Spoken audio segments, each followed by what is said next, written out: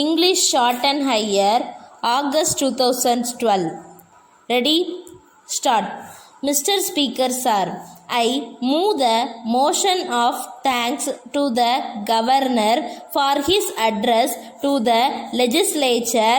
Mention has been made in the address about cyclone and famine in some districts. In this connection, I would like to point out that for many years we have had famines and cyclones in some part of the country. So far as our state is concerned, we have had famine either on account of little rain or sometimes too much of it. In spite of our best efforts, we find that the resources for meeting such conditions are no longer available, and we do not know how we are going to solve these problems if famines and cyclones continue. Today we have to take into account what has happened in the past 3 or 4 years.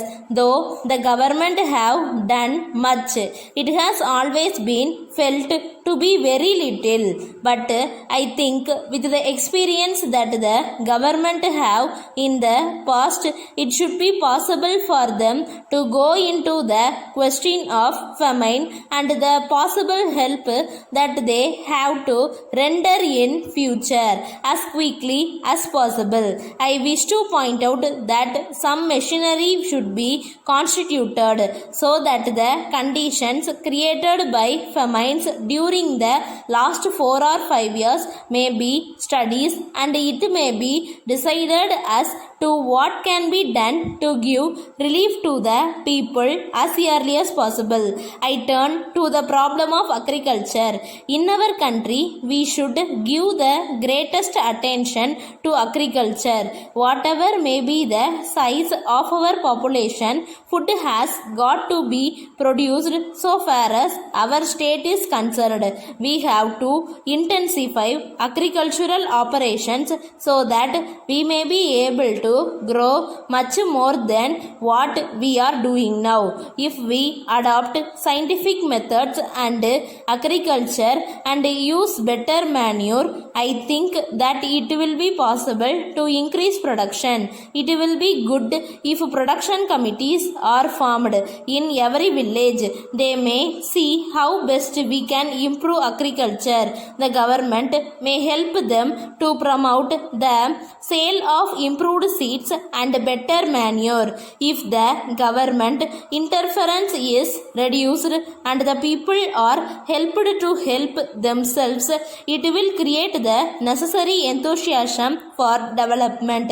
So far as irrigation projects are concerned, at present no new irrigation projects are taken up and work on the existing projects is being slowed down. In my opinion, slowing down any irrigation project on the ground of want of finance is not a sound policy. The greatest economy can be affected by completing the work so that the fields may be irrigated and production increased.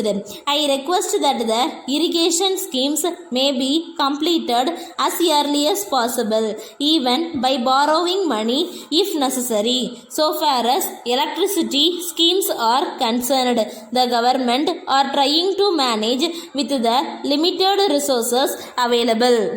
Whatever be our view of a welfare state, we must understand that unless we have the necessary resources, we cannot make much progress. There is a general feeling that the resources of a government are unlimited. If it is understood that the resources of the government have to come from the people, it will reduce the demand on the government to take up this scheme or that. At the same time, the interests of no region should be neglected. Minor irrigation schemes should be taken up wherever possible. After attaining independence, we have seen great development taking place in the country. Of course, we desire more progress, but we have achieved so much progress in spite of all difficulties. Letter from Kumaran Publishers, New Delhi, to Messrs. Jack and Company, Chennai. Dear Sirs, it will be a great thing if you can save a lot by reducing your office expenses. For this purpose, we have brought out a publication entitled Scientific Office Management. It will tell you how you can avoid waste in office expenses. We may tell you that the book is the result of a long research made by the author for many years, how he is now really recorded as an authority on office management.